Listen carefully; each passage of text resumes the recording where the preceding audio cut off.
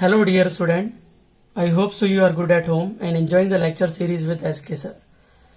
So let's start our topic without wasting our time. This is part number 4 of chapter number 1, electric field and charges.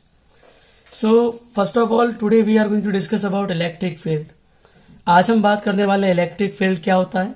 ठीक है, वैसे तो मैं ये जब चैप्टर शुरू हुआ था तब मैं आपको डिस्कस कर चुका था. सो डियर स्टूडेंट, यहाँ पे इस टॉपिक को हम थोड़ा डिटेल में पढ़ने वाले हैं. सबसे पहले बात करते हैं इलेक्ट्रिक फील्ड क्या होता है. सो मैंने डेफिनेशन लिखी हुई है यहाँ पर easy. The region around a charge is called electric field. तो जो भी चार्ज हो सकता है आपके पास एक पॉजिटिव चार्ज हो सकता है वो एक नेगेटिव चार्ज हो. तो जो भी पॉजिटिव चार्ज होगा उसके अराउंड जो रीजन बनेगा और नेगेटिव चार्ज हो उसके अराउंड जो रीजन बनेगा वो रीजन ही क्या कहलाएगा, इलेक्ट्रिक फील्ड कहलाएगा.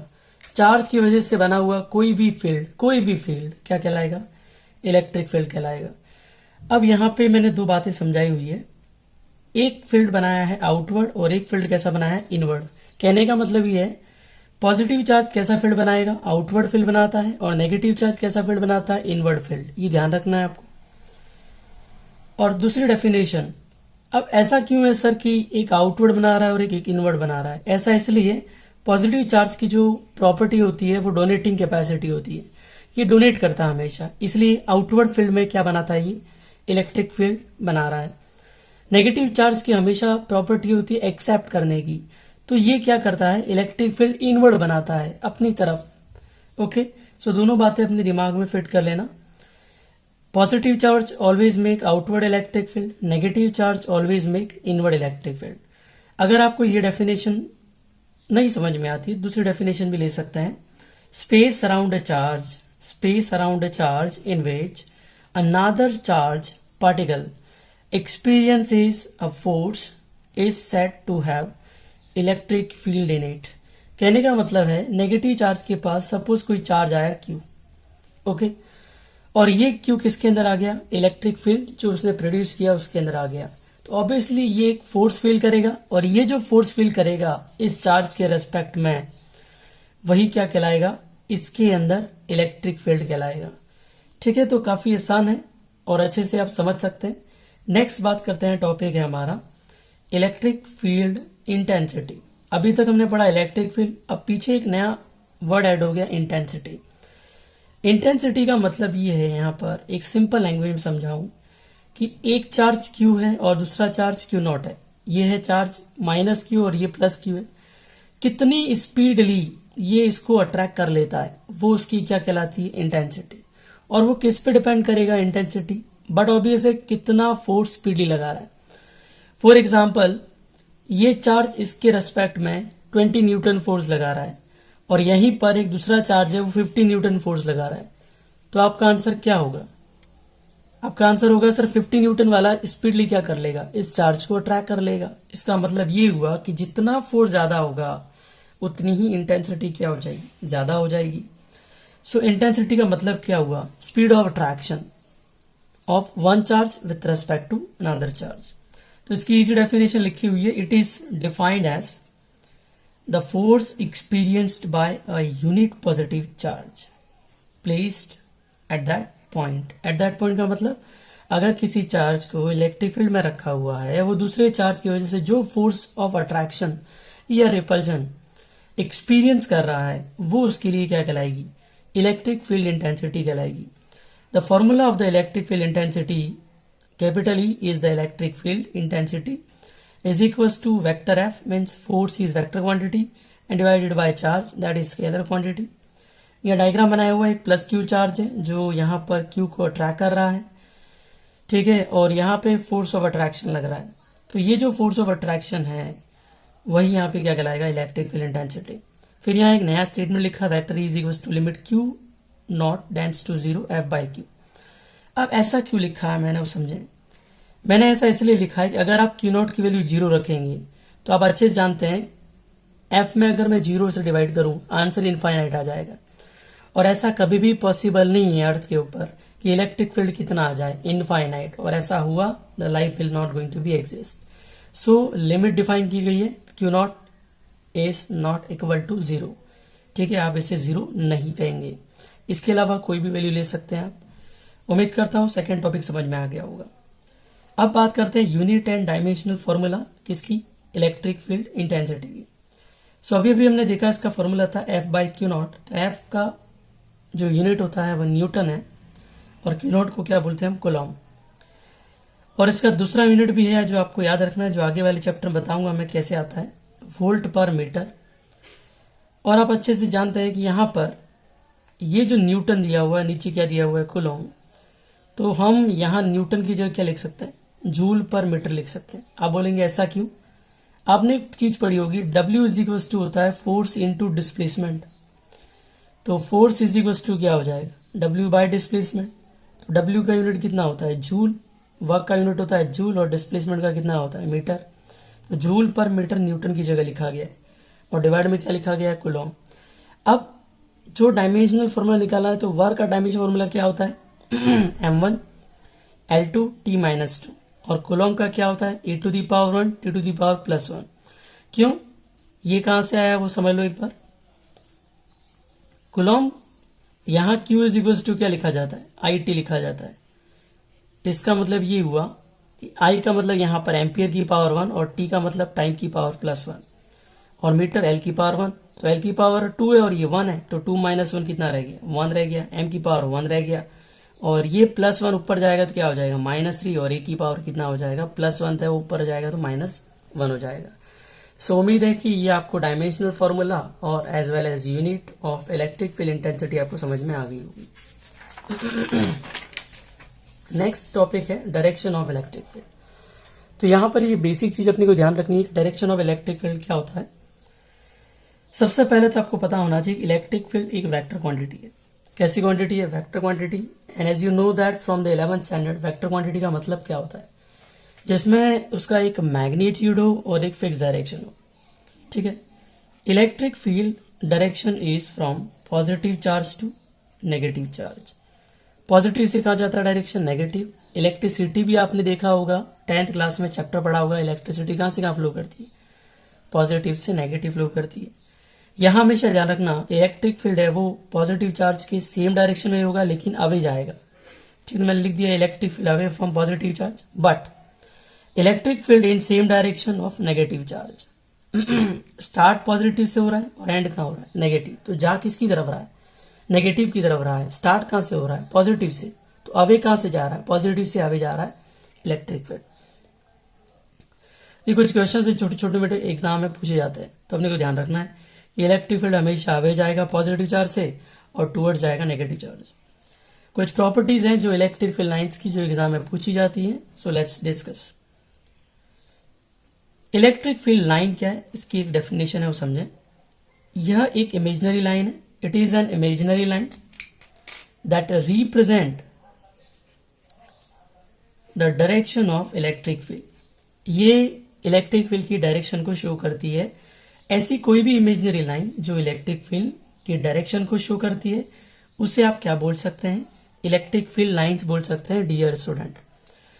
सो डियर स्टूडेंट, सेकंड बात करें, इलेक्ट्रिक फील्ड लाइंस कहां से स्टार्ट होती है, अभी बताया मैंने। इसको प्रॉपर्टी में ले सकते हैं पॉजिटिव चार्ज से और एंड कहां होती है, नेगेटिव चार्ज पे। दो electric field line, two electric field lines never intersect with each other. दो इलेक्ट्रिक फील्ड लाइन है वो एक दूसरे से इंटरसेक्ट नहीं कर सकती। ऐसा क्यों, because at single point two directions are not possible. अगर ये इंटरसेक्ट करती हैं तो दो डायरेक्शन हो जाती है, और दो डायरेक्शन हो जाती है ये वाला कॉन्सेप्ट गलत हो जाएगा। हमने कहा ये वेक्टर क्वांटिटी है और यहां लिख भी दिया है बिकॉज इलेक्ट्रिक फील्ड एक क्या है, वेक्टर क्वांटिटी है। ठीक है, तो आपको थर्ड प्रॉपर्टी समझ में आ गई होगी। फोर्थ की बात करें, electric field is strong and uniform. Electric field strong भी होगा और यूनिफॉर्म होगा कब, when the gap between the electric field lines are same. अगर इलेक्ट्रिक फील्ड लाइन के बीच में जो गैप है 1 2 3 ये अगर सेम है तो यूनिफॉर्म इलेक्ट्रिक फील्ड बनेगा, as well as strong electric field ये जनरेट करेगा। Electric field lines gaps are not same then it is non uniform electric field. Non uniform means यहां पर ये है एक गैप ये है, एक गैप बहुत ज्यादा है, एक गैप बहुत पास में है, तो यहां पर यूनिफॉर्म गैप नहीं बन रहा। तो इलेक्ट्रिक फील्ड जो जनरेट होगा वो कैसा होगा? नॉन यूनिफॉर्म होगा। कैसा होगा? Non uniform. Electric field lines do not form a close loop. याद रखना, इलेक्ट्रिक फील्ड लाइन कभी भी क्लोज लूप नहीं बनाती है, क्योंकि वो अवे जाती है पॉजिटिव चार्ज से एंड टूवर्ड जाती है नेगेटिव चार्ज से। तो बट ऑब्वियस है, यहां पर कैसा लूप बन जाएगा? ओपन लूप बन जाएगा। The number of field lines that starts और ends at a charge is directly proportional to the magnitude of the charge. अब कोई चार्ज है, पॉजिटिव चार्ज है, यहां से बहुत सारी इलेक्ट्रिक फील्ड लाइन निकल रही है, ठीक है। तो वो किस पे डिपेंड करता है? इसके मैग्नीट्यूड पे। मान लीजिए 20 कूलम है, तो उसके हिसाब से number of electric field line बाहर आएगी। मान लीजिए 10 कूलम है, तो कुछ कम इलेक्ट्रिक फील्ड लाइन बाहर आएगी। तो ये चीज थोड़ी समझने की है कि number of electric field line जो स्टार्ट हो रही है या एंड हो रही है किसी भी चार्ज से, वो डिपेंड करती है उसके मैग्नीट्यूड के ऊपर कि कितना मैग्नीट्यूड वहां पर है। ठीक है, अब एक क्वेश्चन कर लेते हैं। सिंपल सा क्वेश्चन लिया मैंने। जितने भी डिफिकल्ट क्वेश्चन है एंड ऑफ द चैप्टर में डिस्कस करूंगा डियर स्टूडेंट आप लोगों के साथ। Question number 1, a force of 2.25 Newton acts on a charge of 5 × 10⁻⁻⁴ coulomb, determine the electric field intensity. आपको फोर्स दे रखा है, चार्ज दे रखा है, इलेक्ट्रिक फील्ड इंटेंसिटी पूछी है। तो सिंपल सा है, जो जो गिवन है वो एक बार लिख दीजिए, फिर सीधा फॉर्मूला अप्लाई करिए। E = F/Q0। F की वैल्यू रखी 2.25 और चार्ज की वैल्यू रखी 5 × 10⁻⁴ और यहाँ पे इसे सॉल्व किया हमने और आंसर आ गया 4.5 × 10⁻³ न्यूटन पर कूलम। सो उम्मीद है यहाँ तक समझ में आ गया होगा। ठीक है, अब समझते हैं आज का लास्ट पेज। ठीक है, समझ में आ रहा होगा, नहीं समझ में आ रहा है आप कमेंट कर सकते हैं या मुझे व्हाट्सएप पे पर्सनल मैसेज करें। ठीक है, I will try my best to give you the better type of understanding relevant the topic of physics. So dear student, अब टॉपिक है electric field due to a point charge. Electric field निकालना है किसी एक point charge की वजह से जो कि किसी पर्टिकुलर फील्ड में आ गया है। तो यहाँ पे एक डायग्राम ले रखा है, सुनना ध्यान से। ये +Q चार्ज है और यहाँ एक Q0 दे रखा है। तो ये जो Q0 है उसके फील्ड में कौन आ गया है? +Q चार्ज आ गया है। और आपको पहले ही बता चुका हूं कि इलेक्ट्रिक फील्ड +Q चार्ज से अवे होता है, क्योंकि स्टार्ट ही प्लस से होता है और एंड कहाँ होता है? नेगेटिव पे। और इन दोनों के बीच की डिस्टेंस +Q चार्ज और ये Q0 सोर्स चार्ज जिसे बोलते हैं या ओरिजिन चार्ज बोलते हैं, उन दोनों के बीच की डिस्टेंस R है। ठीक है, अब मुझे क्या निकालना है? The force on positive test charge Q0। तो इस पॉजिटिव चार्ज Q0 के ऊपर +Q जो चार्ज आया है उसकी वजह से कितना फोर्स लग रहा है at P due to the charge +Q। तो +Q की वजह से Q0 के ऊपर कितना फोर्स लग रहा है? तो कूलॉम्स लॉ अप्लाई करेंगे। Force is equal to formula क्या होता है? K first charge +Q second charge Q0 और डिवाइड में दोनों के बीच में डिस्टेंस का क्या हो जाएगा? स्क्वायर। डेफिनेशन अभी अभी पढ़ी हमने, electric field intensity is equal to क्या होता है? Force divided by charge. तो फोर्स जो हमने निकाला कूलॉम्स लॉ इक्वेशन नंबर जो फर्स्ट हमने जो यहाँ पे निकाली है उसकी वैल्यू रख देंगे यहाँ पर इक्वेशन सेकंड में। ठीक है, तो इसे इक्वेशन सेकंड नाम दे देता हूँ मैं। और रखा तो हमने Q0/R², फोर्स की जगह रख दिया और इसका Q0 का Q0 से Q0 क्या हो गया है? Cancel. Finally K capital Q/R² हमारे पास बच गया है और E is equal to final expression आ गया K कैपिटल Q/R²। की कांस्टेंट है जिसकी वैल्यू आपको पता ही है 9 × 10⁻⁴ क्या होती है? 9 और E प्रोपोर्शनल टू 1/, क्या हो गया? R²। अब इसके बीच में जो ग्राफ है इन दोनों में से कोई सा भी सही है। यहाँ केवल R लिखा हुआ है, यहाँ 1/R² लिखा हुआ है। केवल R लिखा हुआ है तो अगर यहाँ पर R इंक्रीज होगा तो बट ऑब्वियस इलेक्ट्रिक फील्ड क्या होगा? डिक्रीज होगा। और R डिक्रीज होगा तो इलेक्ट्रिक फील्ड क्या होगा? इंक्रीज होगा। तो जैसे जैसे R इंक्रीज हो रहा है वैसे वैसे इलेक्ट्रिक फील्ड क्या हो रहा है? डिक्रीज हो रहा है। लेकिन पूरा आपने लिख दिया है 1/R²। तो E है जो 1/R² से डायरेक्टली प्रोपोर्शनल है, तो स्ट्रेट लाइन आएगी। ठीक है, काफी आसान है, it's not an difficult. Last topic आज का dear student, electric dipole and dipole moment. वैसे दोनों बातें सेम है, लेकिन अगर आपको इसका माइन्यूट डिफरेंस पता करना है तो समझा देता हूं। इलेक्ट्रिक डाइपोल, डाइपोल का मतलब है यहाँ पर दो ऐसे पोल हैं जिसमें एक पॉजिटिव चार्ज है और दूसरा नेगेटिव चार्ज है। डाइपोल मोमेंट, अगर इस पॉजिटिव चार्ज और नेगेटिव चार्ज को किसी पर्टिकुलर डिस्टेंस से हम क्या कर दें, सेपरेट कर दें, ठीक है, तो वो उसका क्या किया जाएगा, मोमेंट कहलाएगा। तो इसका एक बेसिक डेफिनेशन मैंने यहाँ पर देने की ट्राई किया हुआ है, ठीक है, इसे समझना। व्हेन टू इक्वल चार्जेस का मतलब है सेम चार्ज है, हैविंग द सेम मैग्नीट्यूड, उनकी वैल्यू सेम है, and opposite in nature, opposite in nature का मतलब है अगर एक पॉजिटिव है दूसरा क्या है, नेगेटिव है, and are separated by 2a distance, और दोनों के बीच की डिस्टेंस क्या है, 2a, इसको हम बोलते हैं इलेक्ट्रिक डाइपोल मोमेंट। अब 2a डिस्टेंस ही क्यों बोला सर आपने, इन दोनों के बीच में एक सेंटर होता है, सेंटर से माइनस क्यू चार्ज की डिस्टेंस a होती है और सेंटर से प्लस क्यू चार्ज की भी डिस्टेंस क्या होती है, a। तो डियर स्टूडेंट, दोनों का a मिला के कितना हो गया, 2a, इसलिए दोनों के बीच में डिस्टेंस क्या हो जाती है, 2a लिखी जाती है। मैथमेटिकली इलेक्ट्रिक डाइपोल मोमेंट को हम वेक्टर p से रिप्रेजेंट करते हैं, जहां q का मल्टीप्लाई किससे हो गया, 2a से हो गया। इसकी यूनिट ध्यान रखना, चार्ज की यूनिट होती है कूलॉम और डिस्टेंस की यूनिट होती है मीटर। तो यूनिट होती है इलेक्ट्रिक डाइपोल मोमेंट की कूलॉम इंटू मीटर।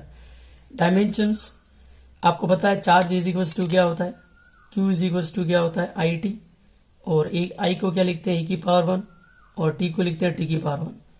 e की पावर 1 और t की पावर 1 तो ये आ गया, और मीटर के लिए l की पावर क्या लिखते हैं, 1, और m की पावर यहाँ पर 0 है क्योंकि मास है ही नहीं। उम्मीद करता हूँ यहाँ तक समझ में आया होगा dear student, and please do the practice regularly. If you have any doubt you can comment in the comment box. Thank you so much. Have a good day.